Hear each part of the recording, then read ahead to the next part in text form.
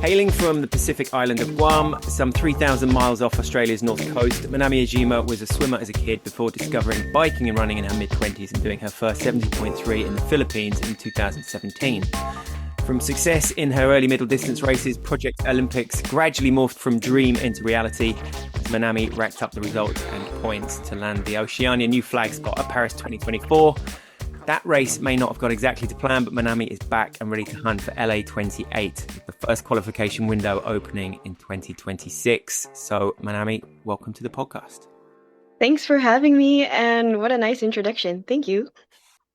It's all facts. So well, I hope it's all facts. Was it 2017 or 2018, your first 70.3? 2017, you're correct. You have everything down. And I was also slightly worried about pronouncing your name correctly. It was perfect. MANAMI, I think you pronounced it. MANAMI, or yeah. Good. All right, we're off to a good start. So yeah, it's Tuesday, 11th of November. You are fresh from a Miyazaki World Cup and between Miyazaki and a Tongyong World Cup. Presumably nice to go back to Miyazaki 3 years after your first World Cup being there and going in, from what was presumably 2022, everything fairly nuts. This is my first World Cup start line to now seasoned. Yeah, it was crazy just to come back because to be honest, I didn't have a really good first World Cup experience here in Miyazaki. I kind of signed up. I don't know how I got in. I don't know how I got here. And I was just like, okay, I'm doing a World Cup. And I didn't know the difference between a Conti Cup and a World Cup. And I just came and did it. And I remember that a storm just passed by. So the waves were way more bigger than what we had this past weekend. And I remember biking by myself and running by myself in that race. And this one, I was in the mix in the swim. And then I did get popped out on the bike, but I still ran as better than 3 years ago, I think. Mm-hmm. So we're making a bunch of progress, and I like that. Yeah. So your first World Cup experience was basically non-drafting then? It was non-draft, and I came from a non-drafting world, so I guess that's what I'm used to. But also, you're presumably used to some big waves like Guam, Pacific Island. That must be where you grew up. No, battling the waves, huh? No. We're protected by the Marianas Trench, the deepest trench in the world. We're protected by that, and we're protected by the coral reefs. So we don't get much waves. We have pancake flat, perfect conditions for peaceful swimming. Yeah, you see, I'd have thought the Marianas Trench would kick up some crazy waves. I have no clue, but it's deep. Yeah, Guam fact, we're protected. So not necessarily the race that you would have particularly wanted this weekend either. But I mean, the swim, you were in great shape, but just didn't quite. Was it not being able to quite stick on the back of that group? Because you came out with Jess Fulliger, more or less, right? I think it's because I started triathlon late in my life, and I didn't grow up riding a bike. I mean, to commute for 3 years in high school in Japan. But aside from that, I've never ridden a road bike until I was 25-ish. And I think my bike handling skills and the initial intensity of going from swimming to biking is still such a learning curve for me. And I was like, okay, that's what I need to work on if I want to be in the pack. Because training wise, my power is comparable to some of the girls that were in the pack or that made the pack. So yeah, I think it's just my lack of bike skills.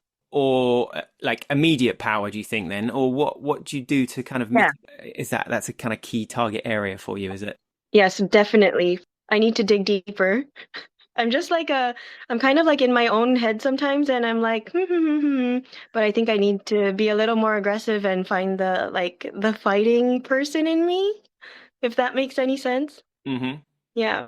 Yeah. Because, in the Pacific Islands, we're pretty chill. Learning how to dig deep now as a 33-year-old. How does that manifest in a swim where you're finding yourself like surrounded by limbs and things can get pretty like every woman for herself. Right. Are you talking about the boxing swim That that I'm element, trying to navigate? that element. Just kidding. But but yeah, the fighting in the water is like it was such a surprise with my first like World Cup in Miyazaki like a couple years ago. And my coach kind of joked around that maybe I need to take some boxing lessons to learn to be able to not fight back, but being Maintain. okay with being beaten up, taking the hit. Yeah, so still navigating that. And also being aware in the water about what's going on because I know I can swim pretty well in the pool. So if I'm gonna swim slower getting beaten up, sometimes it's better to go around the fight Hmm. because I have that ability. So I think I did well this time. But yeah, still navigating. Like It's brutal. what percentage is it accidental by virtue of how many limbs and bodies are so close to each other? And it's not, there's not a lot of deliberate anything going on in there, is there? It's just people basically trying to get ahead of the person next to them. I think it's mostly that. And let's say one person accidentally hit the next person will fight back for sure. I think it's that. Yeah. So it's like 50-50. Yeah. And then once in a while, Yeah. things really escalate. Yeah, I really think that it's maybe it's by accident in the beginning. Well, because we're all fighting to the first buoy or the second buoy or whatever position, and you have to be super self-aware or just not self-aware. What's that word? Not selfish, maybe selfish. Yeah. Like you are taking the spot, you need to take the spot, protect the spot at all costs. And so you're doing that, and other people are wanting the same spot, then you're gonna eventually lead to pow pow and fighting. So Mm. yeah, So your solution currently is to perhaps go round that a little bit. sometimes if I was told like if someone punches me, you need to punch back, but I'm not doing that. Bring the Guam Zen to proceedings. I hope so, but racing is racing. Yeah. So, Would the Manami of 6 years ago recognize the Manami of now in terms of that mindset and in certain situations having to do what you've got to do to be where you need to be? initially when I started, if I got punched, I would be like, "Oh, I got punched, I will make space." But now it's like I need to learn to fight back and keep my spot and be aware enough to either fight back or work around it. Hmm. So, that's a big growth. It's a big thing for World Triathlon as well, right? To try and keep on top of swim behavior, and you got a Right. big pack of up to like 60, 70 athletes. It's very hard to monitor I mean, everybody out there. And then right, you and watch it back on TV and you can see some stuff going on, but it's like that's there and then, but you can't have eyes everywhere. But it's really difficult we can't. both sides. For sure. And like even the rules of like cutting the nails, like I was like, oh, this is ridiculous because used to always get my nails done and I like to look cute. Or it makes me happy. It's like something that takes my mind off triathlon. But like just hearing people about like how much people get scratched in the water, Mm. I was like, oh, okay, it is a good rule that triathlon implemented, but it's not gonna fix the issue of water behavior. Yeah. And, talking to the other athletes, it's like it's bound to happen. It's like there's no way it's not going to happen.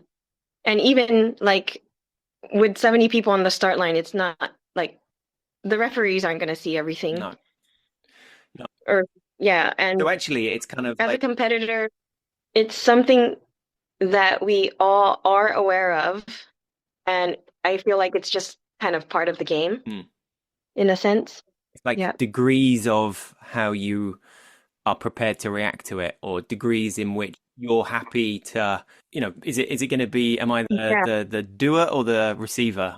Yeah, because I'm more of the receiver. And like if someone does it to me, I need to learn to react Mm. as a competitor and not the Manami that's in her own world, the peaceful world.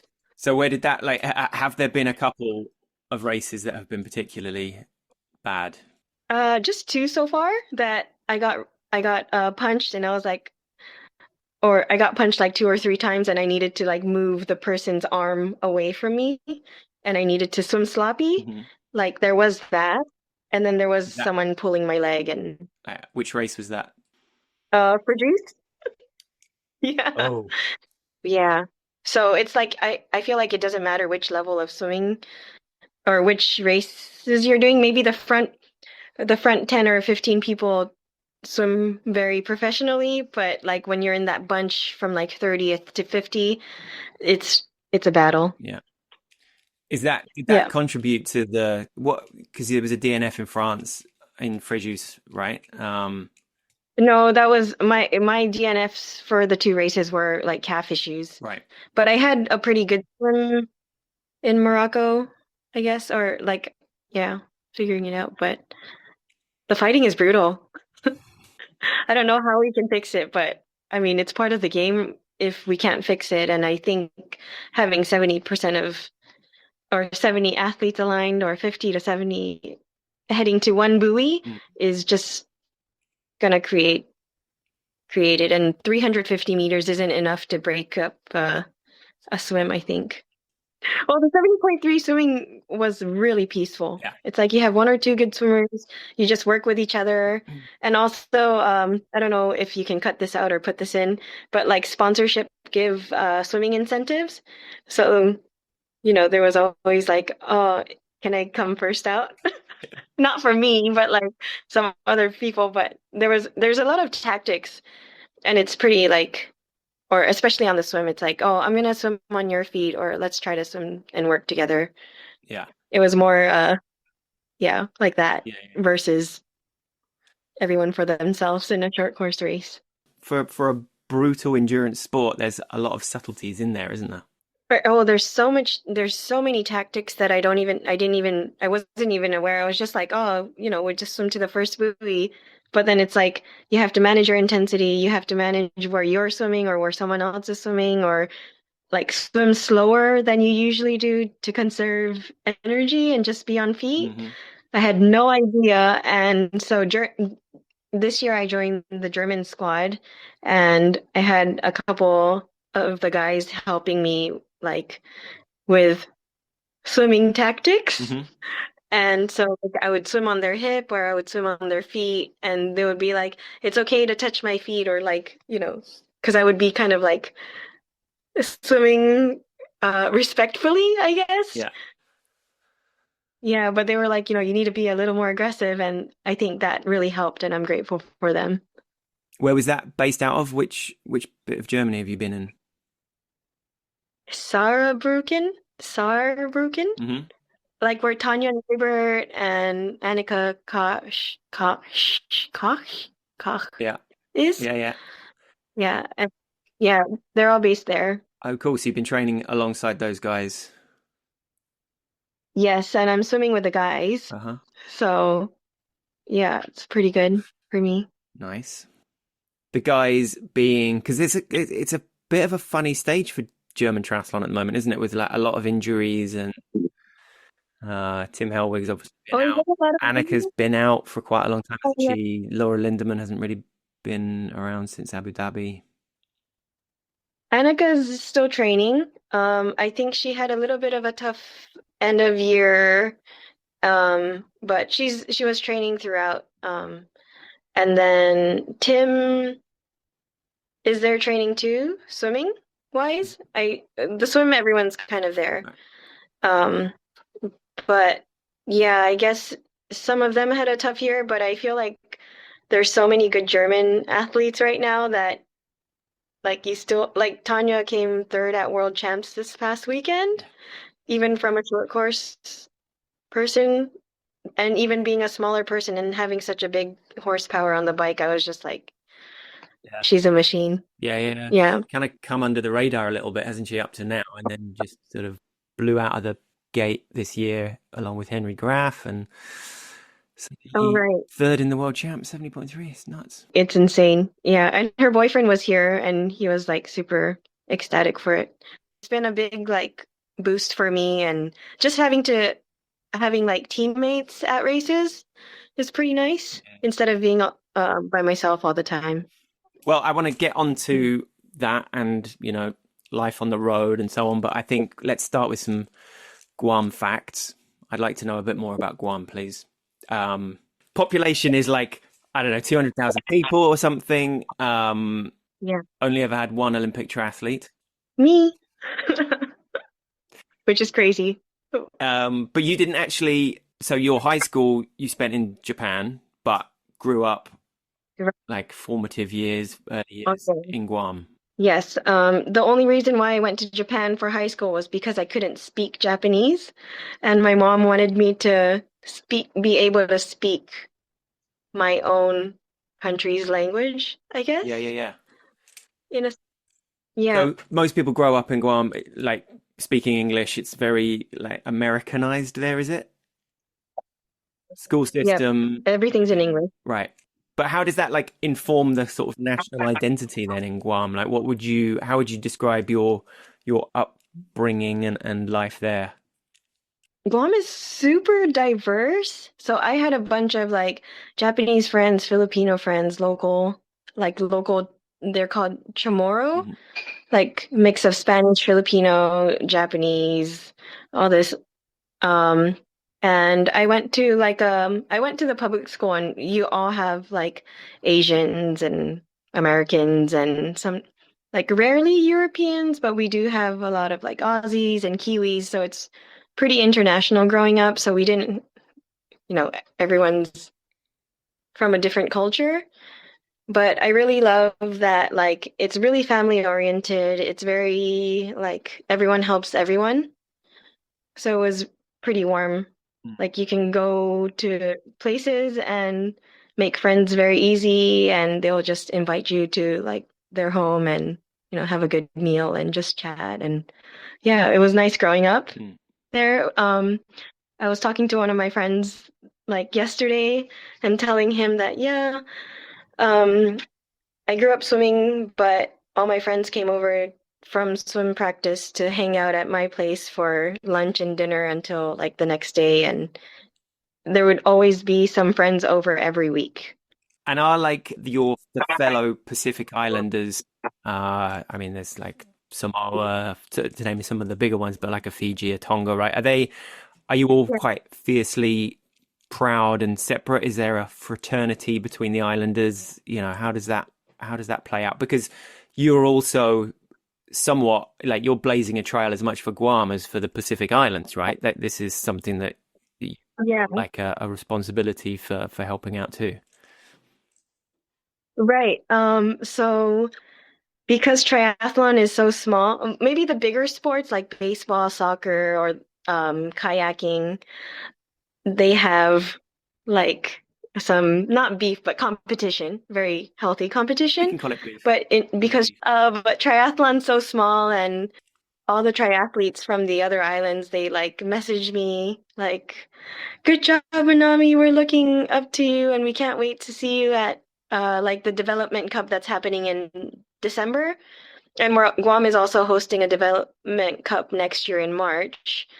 And so all the younger athletes from the Pacific Islands are just like super eager to come and like see each other, but also see me and just do triathlon. And I think it's like there is competition, but there's not like, oh, I want to beat you, or oh, I want to win. It's more like I want to do triathlon together with Mm. the Pacific Islands, because we didn't have that very much before, especially since the pandemic happened. But we were at the Wollongong the conference, and we were able to bring all the islands president for triathlon to this congress to meet as an Oceania team, an Oceania triathlon, and we all bonded. And some athletes also competed as age groupers, the younger kids, because they would have probably been lapped out as a junior, but their goal was to finish the race. And I think that we have like such a great support for each other as athletes. And I'm very fortunate to be kind of like spearheading that. Mm. So it's pretty cool. And you were representing Oceania Right. at Congress, and that was kind of you were having to wear the diplomatic suit. Could I have worn that today? No, it's just a polo shirt that said Oceania Triathlon. But our president, he's been very supportive of the Pacific Islands, and he's done so much this year for us. And like just him, and also our vice president Samoan. She's Lonnie Young, and she's been very vocal for the Pacific Islands, which is very nice because sometimes, like for me, it's hard to say things, but for her, it's like she knows she's doing it for me and other athletes. And so they've been such a huge help. And I think there's great development happening in the Pacific region. Hmm. Yeah. Difficult though, I don't Yeah. right in terms of just the kit, the resources, the places to train, all of that. I mean, Like some of the islands can't even afford like tri-suits, and some of them are on like mountain bikes or like beach cruisers, like $50 beach cruisers and stuff. So there's like some programs that we're trying to do with like getting bikes over, or yeah, just getting a good deal on bikes. But even just to import them is like a huge cost, and the taxes. Um, and like Guam, we don't have like a public pool. Our public our public pool closed down in like 2017, and it hasn't opened since. oh, So like I'm swimming at a friend's pool.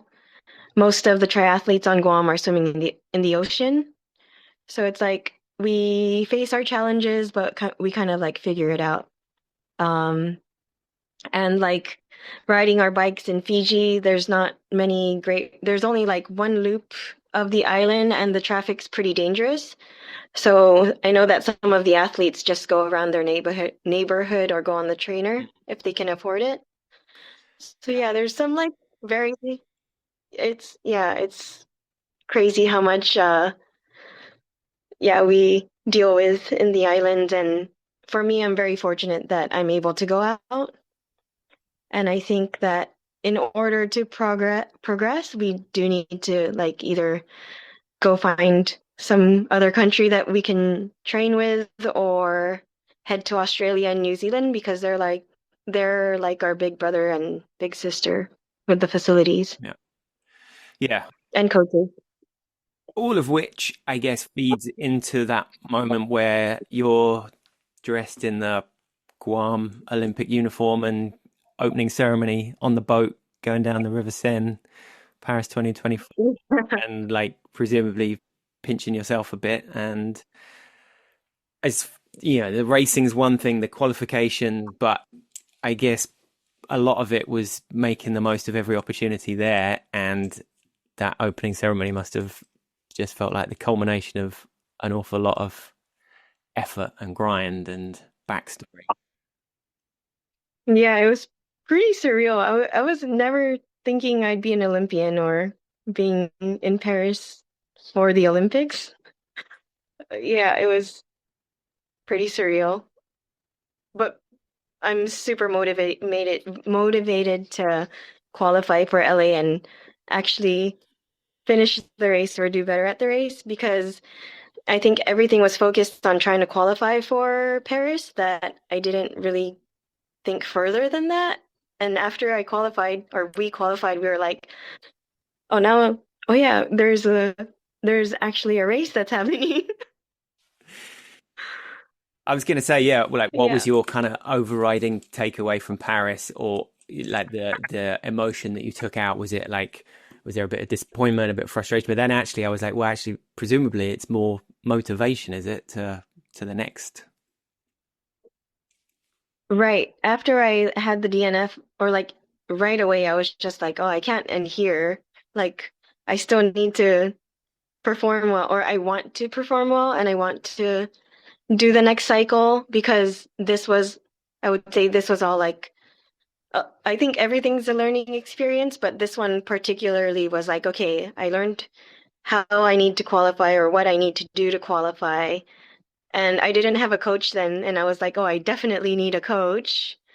And like all these other things that I needed to do that I didn't do, but still qualified. So I was like, okay, if I could qualify like this, then that means I could perform better in the future Yeah. in LA. Did you have like a sense of anger as well at, I guess, the course? Yeah, it was slippery. The bike went out. How were you like squaring that off as you kind of get back up on the cobbles and you're pushing your bike down the road and you're like, wow. I know I took that corner way too fast and way too aggressively on a wet and slippery and grimy day. I mean, we were all, I think for all the athletes, I think it was like such a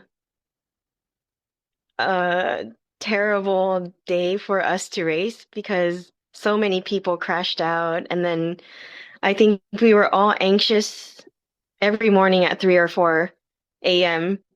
to know if we were racing or not because the race got canceled for or postponed for the men's. And then it was another possibility that our race was going to get postponed. And I think there was so much tension in that sense that there was so many more obstacles than we had to all deal with. And then the water quality and getting to our training facilities with easy access, I think those components were really difficult. And some countries were able to do it really well versus someone like me didn't manage it very well because it took, an hour to get to the pool and back and an hour swim. And I think I got really tired. So all those things combined, it was, I think, a hard race to actually perform and win for some. And some people did it really well. Some of the athletes did it really well. So I think it's just we just need to all learn from that. Or yeah, like everything got thrown at us. And I just thought, wow, was triathlon like this? But That's the yeah, problem though, right? It really is. Like, does it sometimes feel a bit unfair how much you have to deal with? it definitely it did. Coming from a smaller nation, we don't have many of the resources, and I was just lucky that I was part of the development team, and the people from the development team were there to give me some guidance. But like, let's say like UK or Germany, they have their whole team. They have physios, they have coaches, they have, logistic people telling you, oh, you should swim like this, like being tactical. Whereas I had my chef de mission who doesn't do triathlon. And I had my sports dietitian, who came with me because I didn't have anyone else that coached me or that knew me or that knew triathlon. So And they were wearing last several minute, hats as well. That person had to be like your kind of sounding board, your coach, your nutritionist, everything wrapped up in one. everything. She had to go to the meeting. She had to deal with me, who was very stressed. And yeah, so I think like it's totally unfair. But I'm not gonna say like, oh, it's unfair, give me this, give me that. It's more like it's unfair, and I need to figure out a way to deal with that. Mm. Yeah. But also the racing logistics was just, I think, absolutely crazy for us as triathletes, because I went to cheer on the other sports and like, everything was set. Um, they had pretty easy access, like everything was there controlled, whereas triathlon is super weather dependent. The Seine River was the Seine River, Seine. Hmm. It was insane. And like you said, I mean, what was there, like five, six, seven of you from Guam at Paris? It wasn't a lot, was it? Maybe eight. Yes. So like Yeah, I think it was your 8. chef de mission is also having to cover a huge amount of things. Right.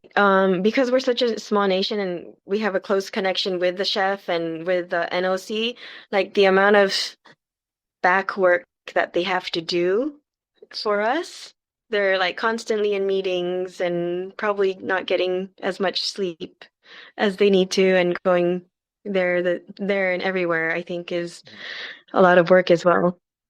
So off the back of the games, and you were talking about the Team World Triathlon. Yeah, that was a nice up on the Essex rooftop there with the Eiffel Tower in the background, doing some nice interviews and hanging out with the team.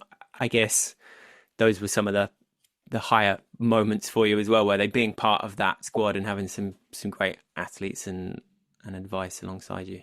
Yeah, that was the highlight. I was like, oh wow, we actually all did this as a team in a way, and yeah, it was really heartwarming. And Zita and Rolf like really took care of us throughout the year, so that was nice. And yeah, And even to the point that weren't you, so as part of the Hamburg WTCS that was just under a month from the start of Paris, wasn't it? Like that was your, okay, if you're going to go into the deep end of an Olympic Games, at least go into the deep end of a Hamburg WTCS first to like smooth off the edges slightly and get a taste of the madness that's coming up.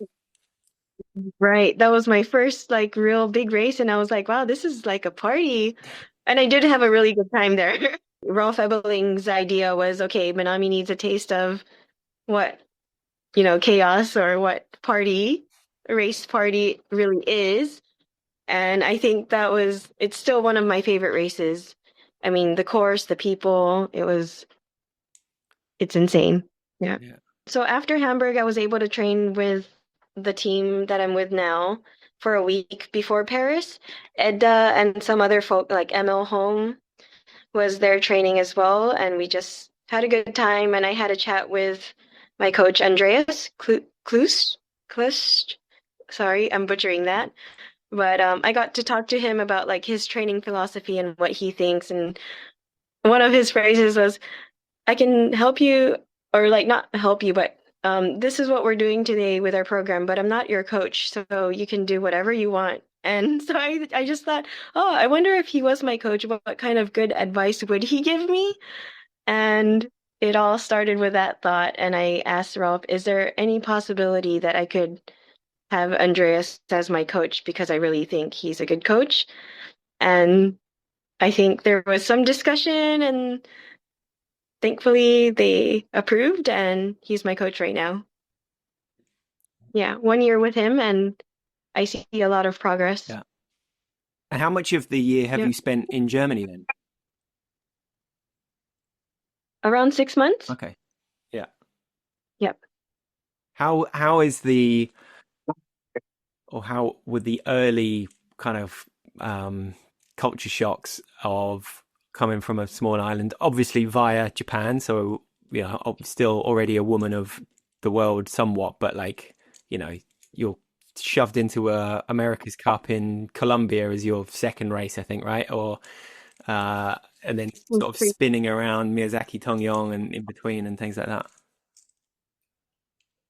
Um, One thing I learned was because my personality is pretty bright, I make friends anywhere and everywhere, which helped a lot because I traveled a bunch by myself to Colombia, and I don't overthink things, I think, when I'm traveling. So I'll look at the calendar, I'll say, oh, okay, Colombia, that's the first race I'll do.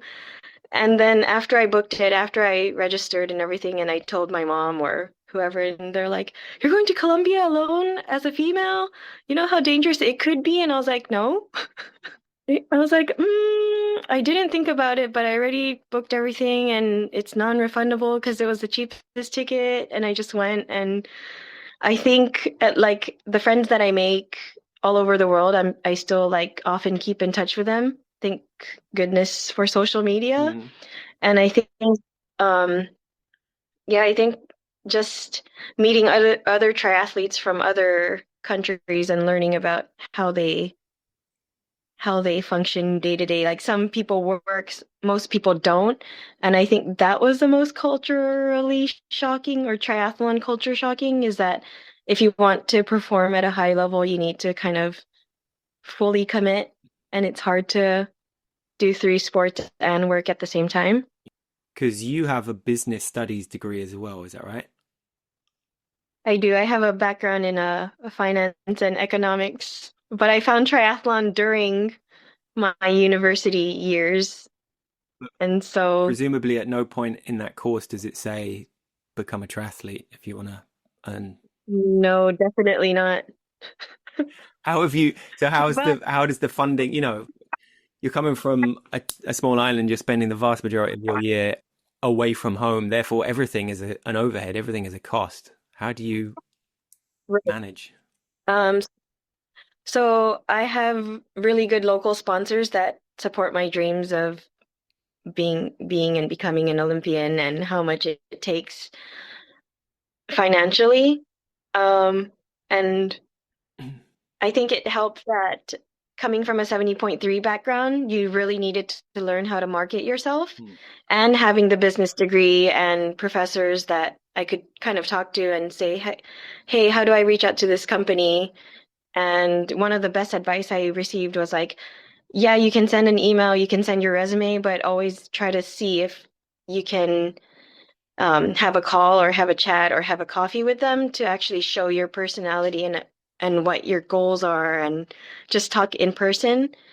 And that was the most important like advice I got. And thankfully, a lot of them worked really well, and I've got to to know them on a personal basis, and they got to know me on a personal basis and communicate well on what we can kind of how and what we can do for each other.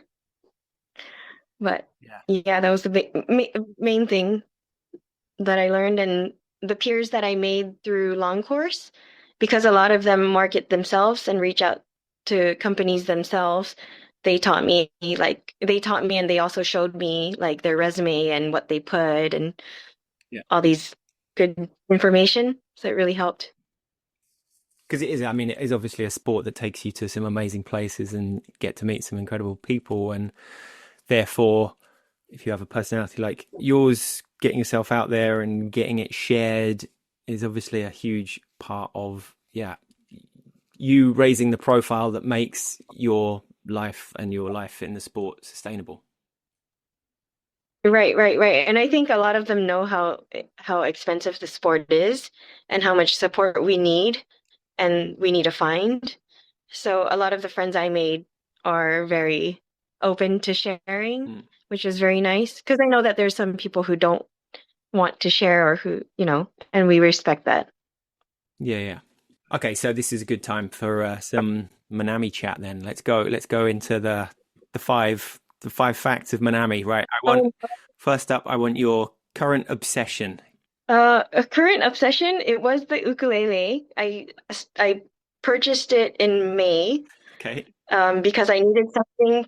I needed a distraction that would stop me from moving because aside from training, I would go do Um, some sort of activity. Like I would go and, walk for 28 Ks playing Pokemon like I did in New Zealand. Um, but I left my ukulele in Luxembourg when I was flying to by Rome, mistake or but intention? I called by Oh, mistake. Not by intention, by mistake, but they found it and it's in Lost and Found. And one of my really good friends in Germany is planning to go get it during his off season. So I'm hoping that he will get it for me. excellent. And did you get good? Oh yeah, pretty Could good. this Like be I like can play. the new Breakfast with Bob? We can do a WTCS, I don't know, Oh right. umami with Manami or I something would like that. totally I could totally do it. So you're just like happily jamming away some kind of pop hits, are you? What's your go-to song? There's I don't know if you know the Lava song from one of the That was big in our car Disney. for quite a long time back there. Yeah, No way. Oh, it. it's like I can play two and like sing it. volcanoes talking to each other or something. I love it. I love that you know it. But yes, that's the song. It's such a beautiful song, and I know how to play the entire thing. I need to remember the lyrics towards the end, but I can sing it. Okay, we're putting the link to that in the show notes for sure. Excellent. Okay, Yeah. ukulele, great. So give us your favorite unpopular opinion. I noticed that I know it's an American thing, but when I was eating cheese pizza in Germany, I like to drizzle it with honey, Right. Okay. and people said it was gross. But honey on pizza is delicious. I can't imagine many German restaurants go, yeah, of course, help yourself to some honey. They kind of a bit strict No. about these. Oh yeah, yeah, they don't. So you have to bring your own. Enough. Yes, so I had some like packets of honey with me. Right. But also, in Wollongong, I asked for honey. They didn't have, but they had maple syrup, and so they gave me maple syrup to put on my cheese pizza. Now that does sound pretty good. All right, an unusual fact about you. Oh, yes. I'm going back. Unusual fact. I know there's a bunch of like antisocial people now. I learned it from my younger sister. Like they all love like, connecting via message, but I'm a really big person on making friends in person, interacting in person, and getting to know their life story. So I noticed that this year when I was traveling with some other triathletes, and I would just make friends anywhere, like the person sitting next to me on a plane, or the person checking me in, or the store people at the restaurants. Like I would make friends absolutely anywhere. I would learn like what university they went to or what some really random facts about them. And I noticed that that really makes me happy. And I don't know if that's an unusual fact, but I just love doing that. And oh, and I also like to hoard snacks. Oh yeah. Not hoard, but I wouldn't finish the whole thing in one sitting. I would take like 5 days to finish 10 different snacks.